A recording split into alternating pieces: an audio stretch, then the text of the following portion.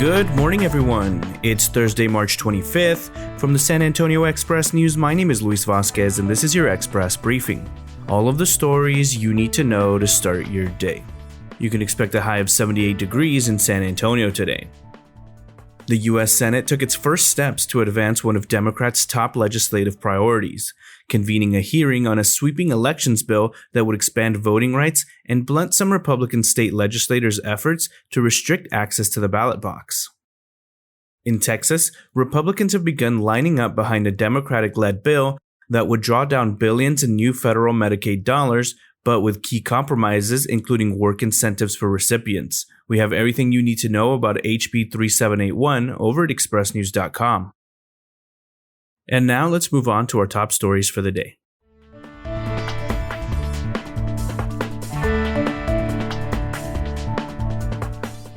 After 8 years of living in an apartment and saving for a down payment, Daniel and Lauren Willis were eager to buy their first home and quickly discovered how competitive that would be.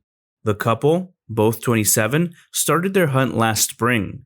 They spent months poring over listings and touring more than 40 homes. They submitted offers on several houses only to lose out to other bids. By the time they found their perfect fit, a roughly 1,800 square foot remodeled house near Olmos Park with 3 bedrooms and 2 bathrooms, they knew they would have to get creative to win the bidding war. Their experience isn't unique. San Antonio's housing market is booming, with sales and prices reaching record highs during a year upended by the coronavirus pandemic. But buyers are facing a lack of inventory, particularly at affordable prices. Madison Eisler has more in her latest story. In late June, Fire Chief Charles Hood's son was arrested at San Antonio International Airport. He was suspected of possessing a fake ID and providing false information to a police officer. Police Chief William McManus, who oversees airport police, called to tell Hood about the arrest as a professional courtesy. The incident would rupture the chief's longtime working relationship and mar their friendship, according to people familiar with the episode who spoke on condition of anonymity. The rift remains so raw that Hood and McManus, the city's 2 top public safety officials, have barely spoken since. A taxpayer-funded review of the arrest was shrouded in secrecy for months. Check out everything we know about the case now in Emily Eaton and Brian Chasnov's latest story. Even though new mothers can die of pregnancy-related complications within a year of giving birth, they currently get kicked off Texas Medicaid 60 days after having a baby, a situation some lawmakers and medical experts are hoping to change by extending coverage 12 months after pregnancy. A key group of Texas representatives considered a proposal Tuesday that would lengthen health insurance coverage for low-income mothers, a measure endorsed by medical professionals and healthcare administrators across the state.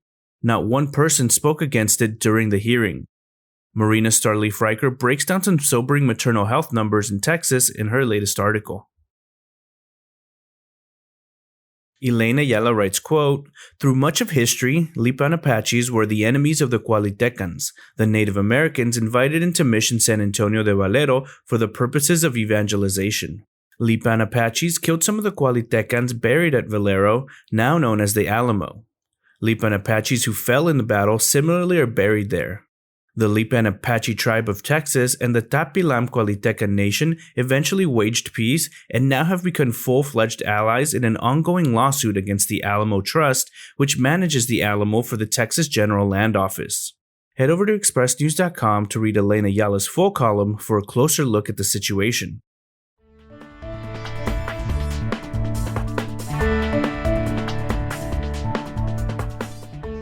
A surge of migrants from Mexico and Central America has created challenges at the U.S.-Mexico border. Head over to expressnews.com to check out our photo essay of the state of the border. Next up are your need-to-know headlines. You can find all of these headlines and more inside of your Express News subscription.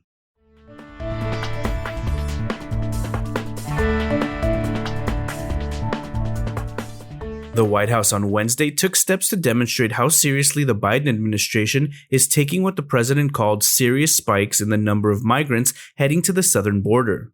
We have everything you need to know about the senior administration officials and their trip to Texas over at expressnews.com. The Freeman Coliseum could soon house thousands of unaccompanied minors who have arrived at the U.S.-Mexico border in recent weeks. Some already being detained at the border will likely be brought to Joint Base San Antonio-Lackland. Beer magnate Carlos Alvarez is giving $20 million to the University of Texas at San Antonio, its largest gift ever from a living donor. Alvarez founded the Gambrinus Company, the U.S. importer for Grupo Modelo beers. Bexar County has finally reached the point where the number of residents who've received at least one dose of vaccine is more than twice the number of COVID-19 cases confirmed over the last year. A new labor agreement will give more than 400 laid-off workers at 2 Hyatt hotels downtown the chance to get their jobs back over new hires until March 2023.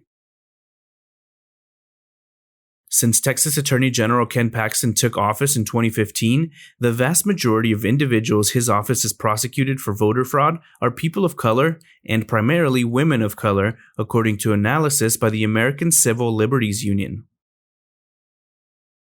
Are you feeling lucky, basketball fans? We're giving away 2 tickets to the April 21st home game at the AT&T Center in San Antonio. Head over to expressnews.com to find out how to enter. A group of doctors at Baylor College of Medicine think they may have an on-the-nose solution for a symptom that has long plagued long-hauler COVID-19 patients. It sounds hokey, but smell therapy seems to be the magic solution for dozens of Texans robbed of their olfactory senses by COVID-19. A veteran San Antonio judge and prosecutor is returning to the bench. Governor Greg Abbott has appointed Republican Melissa Skinner as presiding judge of the 437th District Court. Texas lawmakers are preparing to arm Attorney General Ken Paxton with $43 million to fight Google in court. Paxton is suing Google, claiming it has built a monopoly of online display advertising. The woman accused of helping dismember and hide Army Specialist Vanessa Guillen's body last year is asking a federal judge to throw out her confession, saying it was obtained under illegal conditions. Oil prices jumped Wednesday after one of the world's largest cargo container ships was caught sideways in the Suez Canal, blocking oil tanker traffic in the important trade waterway between Asia and Europe. The Express News editorial board writes, quote, "This year, March Madness has been crazy for the wrong reason. The NCAA has been rocked by a scandal born of sexism." You can check out the full editorial over at expressnews.com.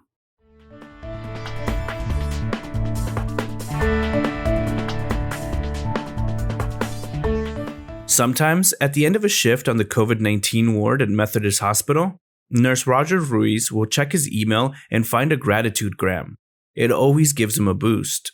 A service of the nonprofit Hearts Need Art, gratitude-grams are exactly what they sound like. Expressions of appreciation from artists and other community members emailed to healthcare workers with the intent of lifting their spirits. Gratitude-grams are sent for free to healthcare workers. Since the program launched earlier this year, 161 people have enrolled and 784 messages have been sent. Deborah Martin has more on the project in her latest story.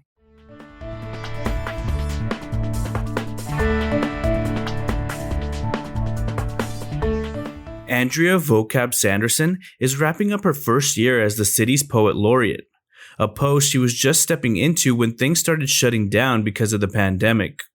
For the premiere installment of a new monthly column, Essay Entertained, the Express News caught up with Sanderson to talk about what else caught her attention lately. You can check out that Q&A over at expressnews.com. The Library of Congress announced that Flaco Jimenez's 1992 bilingual crossover album Partners is on its new list of 25 audio recordings worthy of preservation for the ages. From adding hiding places to creating cat TV for your feline friend, we have 5 easy ways to make your indoor cat happier over at expressnews.com. Jefferson's Janelle Solis and Ariana Solis are among the area's scoring leaders. The sisters push each other to success on the pitch. Check out their story in David Hinojos' latest article. One way or another, LaMarcus Aldridge is gone after Thursday's NBA trade deadline passes. It'll probably be through buyout, though. And that's all for today. This was your Express briefing for Thursday, March 25th. My name is Luis Vasquez. Please consider becoming an Express News subscriber to get in-depth coverage on all the stories you heard today. Also, be sure to rate and review this podcast inside of your Apple Podcast app, as it really helps the show. Have a wonderful day, everyone.